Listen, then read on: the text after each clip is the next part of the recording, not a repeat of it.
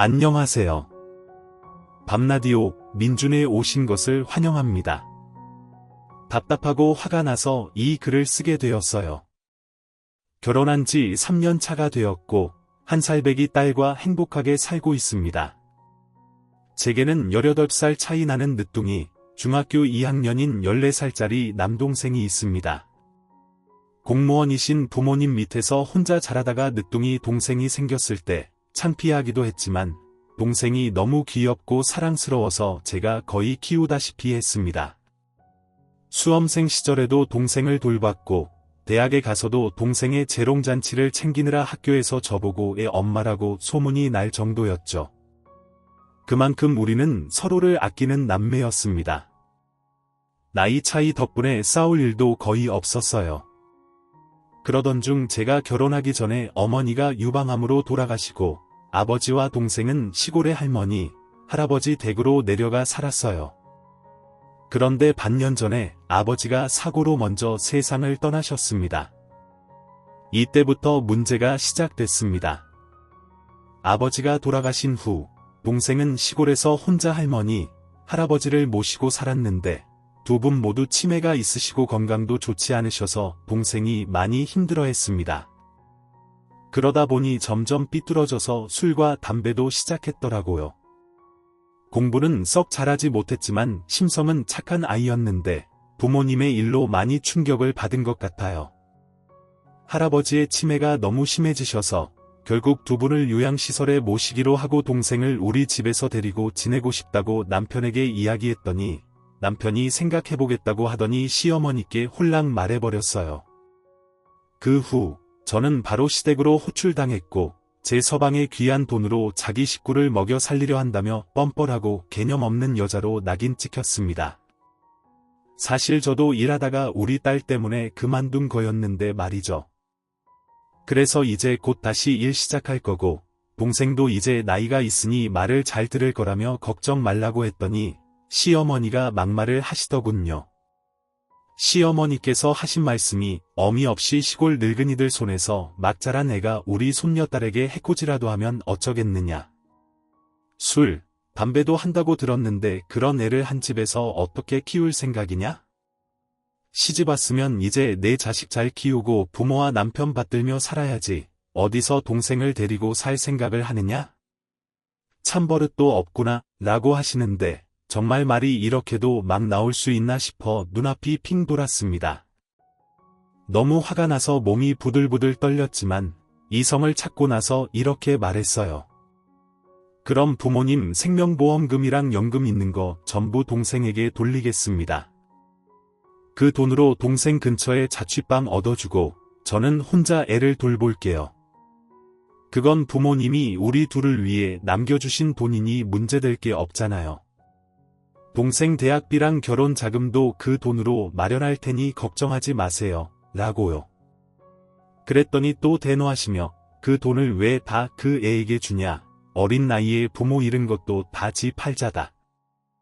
그리고 그 돈은 너도 같이 나눠 갖는 건데 그건 내 돈 아니냐? 너무 어린애한테 큰 돈 주면 방탕하게 살다 객사한다. 라고 말씀하시더군요. 정말 어이가 없어서 그럼 그 어린애를 돈 없이 어쩌란 말씀이세요? 그 돈이 제 돈이니까 제 마음대로 동생에게 주겠다고요. 라고 울며 소리쳤어요. 남편은 어디서 시부모님께 큰 소리냐며 저를 말리고 어머니는 정말 어이없다는 표정이셨습니다. 그러다 결국 폭발하고 말았습니다. 걔가 정말 제 동생 맞냐고요? 제 새끼는 아니죠. 이런 말을 하시다니 정말 사람이 할 소리인가요? 상견례 때도 늦둥이 동생 보고 남사스럽다고 하시더니 대학 시절 친구들 사이에서 장난처럼 유부녀라서 동생이 아니라 친아들이란 말이 나온 걸 남편이 말했다는 것도 알게 됐어요. 남편은 그만큼 둘이 친하다는 뜻으로 말한 거라지만 정말 어이가 없었습니다. 진짜로 쌍욕이 나오려는 걸 참고 더는 얘기 못하겠다고 하고 나왔습니다. 집에 들어가자마자 남편은 울고불고 난리를 치는 저를 달래면서도 동생을 꼭 우리가 데리고 살아야 하느냐며 보육시설 같은 곳으로 보내는 방법도 있지 않느냐고 하더군요. 도대체 친누나가 있는데 왜 시설로 보내야 하냐고요? 돈도 없는 게 아니고 부모님이 동생 앞으로 적금도 준비해 주셨는데 그 돈을 동생이 쓰게 하겠다는 게 왜 그렇게 큰 문제가 되는 건지 정말 이해할 수가 없습니다. 동생은 할머니, 할아버지께서 시설로 가시면 저와 함께 살게 될 줄 알고 신이 나서 착한 동생이 되겠다고 말도 잘 듣고 카카오 스토리에 저랑 우리 딸 사진을 올리며 난리가 났었는데 이런 이야기를 알게 되면 얼마나 상처를 받을지 생각만 해도 마음이 너무 아픕니다. 저는 동생을 책임지고 성인이 될 때까지 보살필 겁니다. 몸이 부서지더라도 동생을 돌보고 어미 아비 없는 자식이라는 소리를 듣지 않도록 제 곁에서 함께 살아갈 겁니다. 사실 동생이 조금만 더 나이가 있었다면 근처에 자취를 시킬까도 생각해봤습니다. 그런데 그렇게 하면 오히려 더 엇나갈까 걱정이 되고 기숙사 학교를 보내볼까 했더니 그건 또 학비며 기숙사비가 엄청나더라고요. 방학 때는 어디로 가야 하는지도 문제가 되고요. 솔직히 저도 남편과 상의해서 최대한 좋은 방향으로 해결하고 싶었습니다. 지금처럼 상의하자고 해놓고 시어머니께 홀랑 일러 바치지만 않았다면 아마 그렇게 됐겠죠. 정말 시어머니와 남편 때문에 이혼까지도 생각했지만 제 딸이 어떻게 될지 걱정이 되고 그냥 딸이랑 동생이랑 셋이서 어떻게든 먹고 살 방법을 찾아야 하지 않을까 생각하고 있습니다. 정말 답답합니다. 추가로 어젯밤 글을 쓰고 나서 댓글을 읽으러 왔더니 몇 개 보이더군요. 첫째, 남편에게 형제가 없느냐는 질문이 있었습니다. 남편에게는 2살 위에 형이 한 명 있습니다. 그런데 어릴 때는 사고를 많이 치더니 크고 나서는 사업이 잘 돼서 이번에 가족을 데리고 캐나다로 이민을 갔습니다. 결혼식 때도 한 푼 보태주신 게 없었고 오히려 떠날 때는 이별 선물 없느냐며 물어보던 분이시죠. 아들 하나, 딸 하나 있는데 아직 어려서 그런지 애들은 착하더라고요. 둘째로 친정과의 왕래가 없었느냐고 물으신 분들도 계셨는데 전화도 자주 하고 그래도 한두 달에 한 번씩은 찾아뵙곤 했습니다. 시댁은 20분 거리에 있고 시골집은 2시간 정도 거리예요. 시골집이 작고 깨끗한 편이라 가더라도 밥 한 끼 먹고 오거나 읍내 쪽 모텔에서 자곤 했습니다. 그래서 시댁과 남편이 시골집 가는 걸 싫어하긴 했지만 아빠는 돈이 없어서 그런 집에서 사신 게 아니라 굳이 돈 쓸 일 안 만든다고 하셨던 거예요. 제가 아빠와 동생에게 용돈 드리면 아빠는 따로 남편에게 용돈 챙겨주셔서 남편도 좋아했죠. 동생과도 카카오톡 게임에서 하트 주고받으며 연락을 유지해왔고요. 하지만 이런 게 다 무슨 소용인가요? 이렇게 말한다고 해도 정작 제 이야기를 들어줘야 할 사람은 귀를 닫고 자기 엄마 품으로 들어갔습니다. 여기서 추가로 말씀드리자면 늦둥이 동생 때문에 막말을 듣고 마음이 너무 헛헛한 심정으로 글을 올렸던 저입니다. 어제 정말 많은 분들이 위로와 조언을 해주셔서 감사했습니다.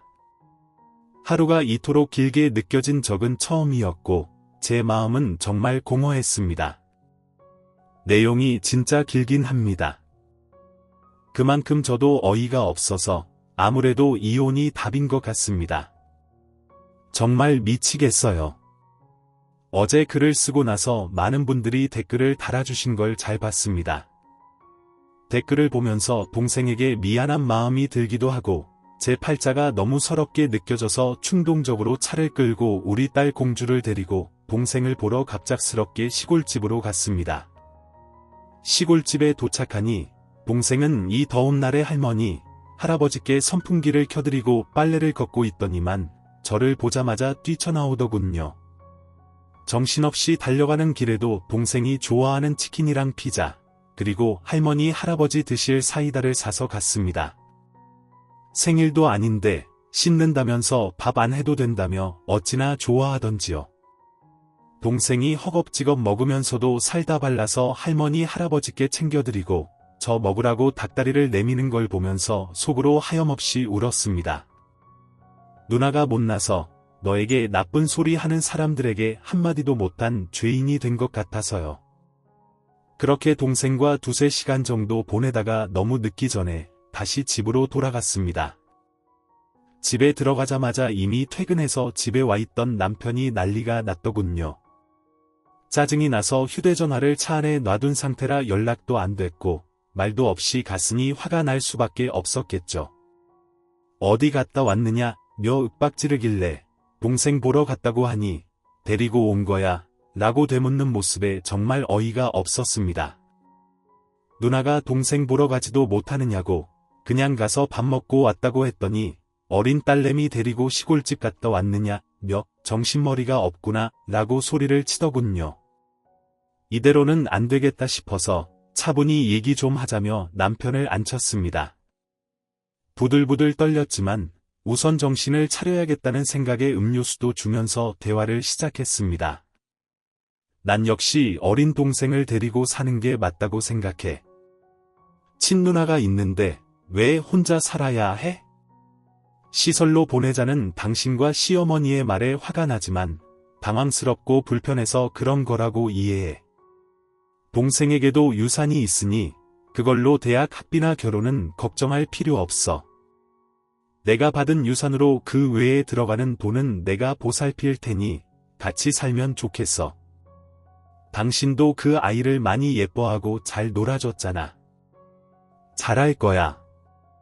정 많고 밝은 아이니 우리가 잘 보살피면 우리에게도 어르신들에게도 잘할 거야. 정말 속이 억장이 무너지는 기분으로 남편을 달래봤습니다. 그랬더니 남편이 또 그러네요. 따로 살 때랑 같이 살 때랑은 분명히 다른 거고 내가 왜 처남을 돌봐야 하냐 당신이 받은 유산 그거는 우리 공주 돌보는데 써야지 동생한테 쓰냐 시설을 너무 안 좋게만 생각하는데 요새 부모 있는 애들도 많이 간다고 뉴봤다. 부모 있는 애들이 왜 가겠느냐? 그만큼 갈 만하고 시설이 괜찮아서 그러는 거 아니냐 우리도 가끔 시설 찾아가서 들여다보는 게부터 살면서 싸우는 것보다에 안 상한다. 거기서 생활하다가 지목할 때 되면 다시 우리랑 사이좋게 지내면 된다. 이게 무슨 말입니까? 부모가 있는 애들이 시설을 가다니요. 그건 그냥 부모가 자식 버린 거 아니에요. 지금 이 얘기가 왜 나오는 건가요? 진짜 어이가 없어서 그건 자식 새끼 버린 건데 우리랑 상황이 다르지 않느냐 당신이 이렇게 무서운 사람인 줄 몰랐다. 우리 공주가 당신 같은 아빠한테 뭘 배우겠냐 그럴 거면 우리 공주도 그 시설 보내버리지 왜 당신 귀한 돈 들여가면서 키우느냐고 고래고래 소리를 질렀다가 한 대 맞았습니다. 애 엄마가 아무리 화가 나도 말 가려 하라더군요. 바닥에 주저앉아 멍한 있으니 댓글들 내용이 스쳐 지나갑니다. 내가 이 사람들한테 어떤 존재였을까? 내 자식이 뭘 배울 수 있어? 내 동생은 불쌍해서 어쩌나 나 공주한테 창피하고 돌아가신 우리 엄마 아빠한테 죄스러워서 당신이랑은 못 살겠어라면서 펑펑 우니 그제야 미안하다고 손찌검한 거 미안하다고 쩔쩔매네요. 안방으로 뛰어들어가 제 소리에 놀라서 따라오는 우리 공주 들쳐매고 동생한테 가겠다고 짐 싸고 있으니 밖에서 미친 시모 목소리가 들리답니다. 그 사이에 또 쪼르르 시모한테 일러 바친 거죠. 저것도 남자라고 아무리 미친 시모래도 어른이 있는데 그러는 건 아닌 것 같다 대충 얼굴 추스리고 나갔습니다. 한 소리 듣겠구나 뭐라고 말하지 고민하고 있는데 뜻밖의 시모가 차분하게 얘기를 합니다. 동생이랑 같이 살고 싶으니 전 진짜 이때 깜짝 놀랐습니다. 역시 여자 마음은 여자가 안다고 그리 모진 분은 아니구나 했죠. 같이 살고 싶다고 너무 어린 동생이라 걱정이 되는데 나쁜 애 아니라고 남편한테 부담 안 되게끔 저도 일할 거고 부모님 유산 가지고 동생 잘 키울 수 있다고 나중에 동생 커서 자기 앞가림하면 분명 우리한테도 잘할 테니 허락해달라고 그랬습니다. 시모 팔짱 끼고 저를 한참 보더니만 얘기하더군요. 그럼 동생이랑 너랑 공주 데리고 셋이 나가서 살아봐. 그 동생 유산이란 걸로 우리한테 손 벌리지 말고 집 구하고 생활해봐야지. 내가 지금 정신 못 차리고 집에서 살림하느라 모르나 본데 애들 키우는 게 한두 푼 하는 것도 아니고 해봐야지. 내가 정신 차리고 살 것 같다. 네 돈은 우선 내버려두고 네 동생 돈 가지고 잘 살아지나 한번 살아보고 그 뒤에 다시 얘기하자. 옆에서 남편도 놀라는데 시모한테 찍소리 못하고 눈만 동그랗게 뜨더라고요. 저도 놀래서 이혼하라는 말씀이세요. 이러니까 내가 그렇게 자꾸 억지 부리면 이혼하겠다고 말할 텐데 한번 이혼하고 나가면 어떻게 살지 한번 직접 겪어보면 너도 마음 편할 테니 지금은 별거라고 생각하자 아시더군요. 그러면서 남편 월급에는 손도 대지 말고 동생 유산만 가지고 한번 살아보라고 합니다.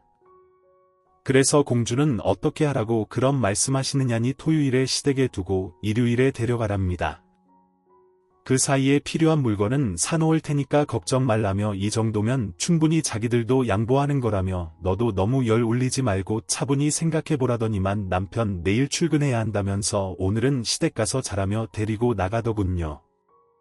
이렇게 하루가 끝났습니다. 이때 시간이 새벽 1시쯤 되었을 때네요. 새벽에 혼자 컴퓨터에 앉아 하염없이 댓글만 읽었습니다. 저보고 이기적이라는 분들, 남편에겐 당연히 부양의 의무가 없다는 분들, 이혼이라도 불사하라는 분들, 동생이 불쌍하다는 분들 마음이 헛헛하고 답답하고 터질 것 같다 미쳐버리겠습니다. 돌덩이를 얹어놓은 것처럼 남편은 그래도 출근은 했는지 아침에 연락도 없더니 방금 카톡 하나 왔습니다. 어제는 우리 둘 다 너무 흥분했었던 것 같다. 집에서 머리 차분히 식히면서 어떤 게 맞는 것인지 생각해봐. 너무 나를 모로 인정한 사람으로 보지 않았으면 좋겠다. 내 입장도 생각해줘. 사랑해 사랑해라는 말이 너무 무색하게 들립니다. 정말 이혼밖에 답이 없을 것 같네요. 우깁니다. 14살짜리 남동생을 데리고 사는 걸로 남편과 시모와 다투었던 한 여자아이의 엄마이자 누나입니다. 시모와 남편의 어이없는 행동들로 정신 못 차리고 있었다가 차츰 정리되기에 그때 위로해 주시던 분들이 생각나 감사의 말씀을 드리려고요. 그날 퇴근한 남편은 미안하다. 사랑한다고 옆에서 이래저래 떠들어대길래 그냥 아무 말 안 하고 하루를 그냥 보냈더니 시모도 그 남편도 제가 따로 나가 살기엔 겁이 나 포기한 건 줄 알았는지 별말을 안 하더라고요. 동생 데려오는 걸 포기한 줄 알았는지 자기가 기숙사, 학교나 시설도 알아보겠다면서 할머니 할아버지 두 분 요양시설 보내는 것도 서두르라고 하더라고요. 어린 동생이 얼마나 힘들겠냐며 미친놈. 이때 솔직히 시모 말대로 동생이랑 따로 집어서 나가려고 했습니다. 그래서 말 나온 김에 가겠다며 아기는 시모한테 맡기고 주말에 시골집 내려갔습니다. 정신은 온전하지만 몸이 안 좋아 제대로 움직이지 못하는 할머니 차라리 못 움직이시는 게 나을 것 같은 치매가 심해지신 할아버지 옆에서 웃으면서 TV 보고 있는 동생을 보니까 우라통이 나더군요. 그러면 안 되는 거 아는데 가자마자 동생 붙잡고 한참을 화를 냈습니다. 조그만 게 어디서 술 담배질이나 하고 다니느냐고 지금 내가 TV 볼 때냐 공부 한 자라도 더 해야지 뭐라도 먹고 살지 어미 아비 없는 티는 자식이라고 한 소리 듣고 살고 싶으냐? 내 참 못난 누나죠. 뚫린 입이라고 동생한테 저딴 미운 소리나 했네요. 한참을 고래고래 소리 지르고 나서야 눈물이 터집니다. 왜 그러냐고 저한테 소리 지르려던 동생도 할머니도 할아버지도 주저앉아 통곡하는 저를 보고 아무 말 못하고 쳐다보더니만 동생은 집 밖으로 뛰쳐나가 버렸습니다. 세수하고 할머니 할아버지 씻겨드리고 방 청소하고 예전부터 알아보고 예약했던 요양소에도 전화를 드려서 날짜를 잡았습니다. 그리 초와 화판에 좋은 곳은 아니지만 아버지께서 미리 알아보셨던 곳이었습니다. 가서 쓰실 만한 거 버리고 가야 하는 거 이런 거 정리를 하고 있는데 동생이 들어오더라고요. 들어오자마자 제 앞에 찢어진 담뱃값에 너덜너덜해진 담배들을 내밉니다.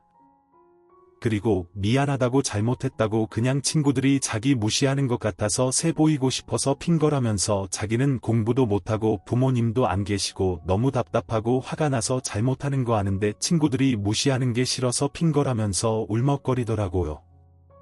또 한참을 그 더운 날 동생을 끌어안고 울었습니다. 그리고 그 다음 날부터 할머니 할아버지 집과 주변 정리를 하면서 알았습니다. 아버지가 저희를 위해서 얼마나 고생하셨는지 시골집 바로 뒷산 너머의 조그만 가수원을 저희 땅을 빌려준 거였고, 아버지가 읽고 있던 조그만 밭과 과수원 말고도 조그마한 땅이 할머니 이름으로 더 있더라고요. 그리 큰 금액은 아니지만 과수원 관리해 주시던 분에게 그리 이득 남기지 않고 넘겨드리고 근처 이웃분들께서 조금씩 더 얹어서 처리해 드리니 두 분이 시설에서 5에서 6년 지내실 금액은 나오더라고요. 거기다가 할머니가 젊어서부터 한 푼 두 푼 모으신 돈까지 아버지 유산 정리할 때는 생각도 못했던 돈들이었는데 어리둥절하더라고요. 아버지가 살아생전에 증여 형태로 미리 명의들을 다 옮겨놓고 전락하셨던 거였습니다. 동생한테 너 더 아는 거 없냐고 했더니 하나하나 말하더라고요. 할머니 할아버지 모실 봉안당 상조 가입한 거랑 생명보험과 실비보험 근거까지 아버지가 살아생전에 동생한테 누누이 말을 했다고 합니다. 아빠마저 혹시나 일찍 가게 되면 이 집안의 가정은 어른인 제가 아니라 남자인 자기라 그랬다고 누나는 결혼해서 출가회인이라지만 친정이라고 돌아올 것은 너밖에 없으니 누나가 힘들 때는 네가 도와줘야 한다. 네가 힘이 되어줘야 한다고 누누이 말씀하셨답니다. 술 담배 한 거 자기 잘못한 거 안다고 이제 누나랑 형 말 잘 듣고 어른 되면 내가 도와줄게 이렇게 말하는 거 들으니 정신이 번쩍 들더라고요. 이때까지 정말 멍청하게도 이혼은 용기가 안 났습니다. 한편으로는 정말 동생을 기숙학교로 보낼까 시모 말대로 끼고 살까 정신 못 차리고 있었는데 정말 그 사람들이 저를 돈으로밖에 안 보고 있다면 이혼해야겠다 결심을 했네요. 그날부터 이것저것 정리하다 보니 속도도 빨라지고 생각보다 돈이 꽤 되더라고요. 할머니 할아버지는 시골집 정리한 거랑 돈이면 두 분 돌아가시고 장례 치를 비용까지는 호화파는 아니더라도 부족함 없는 편이었고, 아버지 연금을 할머니 할아버지께 써야 할 줄 알았는데 그것 또한 여유가 생겨버렸으니 거기다가 제일 큰 아버지 유산 근처 대학가 앞에 있는 원룸 빌라에서 다달이 나오는 월세비 돈은 풍족하진 않아도 부족하진 않겠더라고요. 그렇게 3에서 4일 정도를 이것저것 알아보고 정리하면서 보냈습니다. 당일에는 할머니 할아버지 맛있는 것도 해드리고 깨끗하게 씻겨드린 뒤에 요양원도 확인하고 잘 부탁한다고 인사드리면서 헤어졌습니다. 자주 찾아뵈야겠죠. 동생한테는 오늘은 친구네 집에 가서 자라고 하고 태워다 주고 그 일주일 만에 집으로 갔습니다. 집으로 갔더니 시모가 시댁으로 오라고 하더라길래 갔죠. 며칠 만에 보는 마누라 며느리한테 별 인사도 하지 않더니 어떻게 할 건지 결정했냐고 묻습니다. 전 며칠간 생각한 게 이랬습니다. 이 사람들이 정말 돈 때문에 눈이 뒤집힌 건지 아니면 내가 이기적인 것인지 궁금하더군요. 그래서 거짓말을 했습니다. 어떻게 나오는지 궁금해서 신랑 말대로 처남 데리고 살자고 한 건 이기적인 것 같다. 동생은 기숙사가 있는 대안학교로 가기로 했다. 근데 동생은 유산은 미성년자라서 아직 쓸 수가 없어 지금 당장은 제가 내주고 나중에 얘기하기로 했다. 동생이 자기 자신도 폐가 되는 건 싫다고 자기랑 살면 자기 몫의 유산은 다 저희 줄 생각도 했는데 돈이 문제가 아니었기에 대안학교로 둘이 얘기하고 왔습니다. 학비가 비싸긴 하지만 여기 온다고 마음 편히 애가 지낼 수 있을 것 같지도 않고 그게 나을 것 같더라고요 라고 말했더니 둘이 당황하더라고요. 실은 남편은 또 뒤에 있는 소파에 앉아서 듣고만 있었습니다. 그냥 뭐 이것저것 동생이 그러니 대안학교는 얼마니?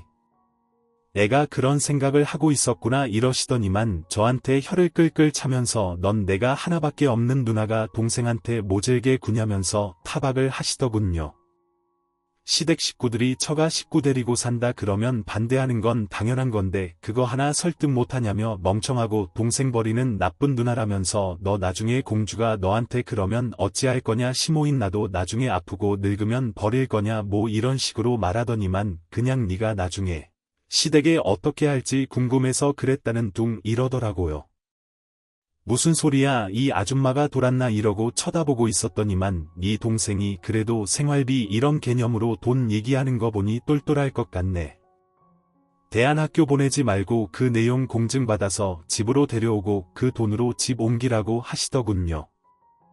뒤에서 남편은 여전히 묵묵부답이지만 느껴졌습니다. 미친 놈 또 눈만 동그랗게 뜨고 있겠죠? 네, 여기서 느꼈습니다. 이 사람들은 나를 가족이 아니라 돈줄로 보고 있는 거구나. 나를 사랑하는 남자와 시모가 아니라 나를 하나라도 더 뜯어먹으려고 하는구나. 남편이란 놈은 시모 치마폭에 쌓여서 가정의 대수사 하나 결정 못하는 등신 같은 놈이다. 이기적이고 못나고 나에게 손 벌리는 그런 놈을 택한 내가 바보였다. 화가 치밀어 머리가 핑 돌려는 순간 시모가 한마디 더 하더군요. 안 그래도 네 큰형님 내 사업 잘 안 되는 것 같던데 잘 됐다고 너가 좀 도와주렴. 집 큰 평수로 옮기면 나도 그 집으로 들어가겠다고. 진짜 미치는 줄 알았네요. 진짜 여기서부턴 기억도 안 나요. 제대로 멍청이같이 핑핑 도는 그 정신으로 무슨 말을 했는지 나 이러고 못 산다. 너희 나 돈줄로밖에 안 받지 너희가 사람이냐 내 돈 가지고 너희가 왜 그러냐 이러고 공주 얼굴은 제대로 못 보고 집으로 돌아갔네요. 옷까지는 대충 챙기고 정말 인감도장이랑 통장, 보험 가입 서류, 펀드 서류, 부동산 서류, 예물 이런 것만 다 들고 나와버렸네요. 그날 동네 근처 모텔에서 펑펑 울고 술 먹다 지쳐 자다 또 울고 시골집 내려갔더니 이미 남편이 동생한테 왔다 갔더군요. 그동안 있던 일부터 그날 제가 한 얘기까지 다 했다고 합니다. 동생은 자기가 집이라며 자책하고 또 울고 제 속도 속이 아닌지라 짜증이 복받쳐 올랐지만 동생 저러는 거 보니 또 미어지더라고요. 동생 데리고 아빠가 물려주신 원룸 빌라로 와 있습니다. 동생 학교도 이 근처에서 다니려고 알아보고 저도 이혼 결심하고 변호사 만나려고 하는 중입니다. 남편한테는 아직 이혼 얘기 안 했습니다. 그냥 제가 화나서 집 나간 줄만 아는 것 같아요. 핸드폰 키면 부재 중에 카톡에 난리네요. 솔직히 말하면 저한테 많이 불리하다고 하대요. 법이 왜 이따윈지 배우자의 친척 혈족은 가족의 범위에 들어가긴 하지만 부양의 의무는 없다는 게 진짜더라고요.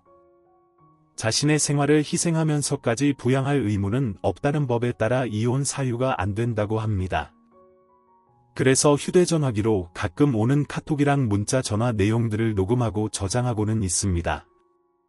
통화할 때도 남편이랑 시모가 했던 막말 시설 이런 거 거론해 가면서요. 공주 가지고도 협박하길래 그것도 다 녹음해뒀어요. 며칠 안 되는 시간에 많이도 쌓였네요. 시모가 네 새끼 평생 못 봐야지 정신 차리겠냐는 둥 갖다 버린다는 둥 당장 와서 네 동생 새끼랑 무릎 꿇고 빌어도 시원찮은데 뭐하는 짓거리냐 등등 그것도 다 녹음해서 제가 양육권 가져오고 양육비도 받아야겠더라고요. 제가 엄마 없이 자란 동생 안쓰러워 이혼만은 안 하려고 했는데 댓글에서 그런 아빠 있다고 행복한 거 아니라는 글 보면 맞는 것 같습니다. 솔직히 많이 막막해요. 속 시원하지도 않고 부모님 주신 거 가지고 평생 먹고 살 수 있는 것도 아니고 이 나이에 다시 혼자가 되니 무섭기도 하고 제 팔자가 촬영하기도 하네요. 동생 기죽어서 다니는 거 보면 화딱지도 나다가 애한테 분풀이 하는 것 같아서 입 닫고 이것저것 바쁘게 다니다 보면 시간이 흐르겠지 하고 있습니다. 내가 잘한 걸까 괜찮겠냐는 생각 들 때는 댓글 보려고요. 남편 입장 생각 못한 제가 이기적이었을 수도 있지만 제 입장 이해 못해준 시모와 남편도 이기적이었고 그런 식의 막말을 하는 두 사람의 인성으론 훗날 무슨 일 생기면 난 버려지겠구나 싶기에 이혼해서 공주도 데려오고 동생도 잘 데리고 살고 직장도 알아보고 하렵니다. 쓰다 보니 이래저래 말이 엄청나게 기네요. 자작이라는 댓글들이 몇 개 보이고 쓰다 보니 격해졌네요. 그동안 감사했습니다. 그리고 다들 정말 힘들 때 자기의 상처까지 안아줄 수 있는 그런 남자분 만나시길 바랍니다. 시모가 저 따위였어도 남편만 내 편이라면 저도 이혼 안 했을 거예요. 베스트 댓글 저번 글에서 대다수가 남편은 남동생 부양 의무가 없다고 했는데 그게 어떻게 부양입니까? 그냥 같이 사는 동거지 부양은 말 그대로 먹여 살리는 건데 동생은 이미 경제적으로 뒷받침이 돼 있고 누나도 돈을 벌지 않습니까? 직계 가족인 누나의 부양 책임은 당연한 겁니다. 누가 매형 덜어 먹여 살리라고 했나요? 그냥 데리고 살자는 것뿐이지 어디서 그런 무식한 충고들을 해대는지 생각 잘하셨습니다. 그럼 못된 인간 상종 말고 내 피부이나 잘 챙기면서 사는 거예요. 돈 관리 잘하세요. 지금까지 낭만 캐스터였습니다. 오늘도 행복한 하루 보내세요.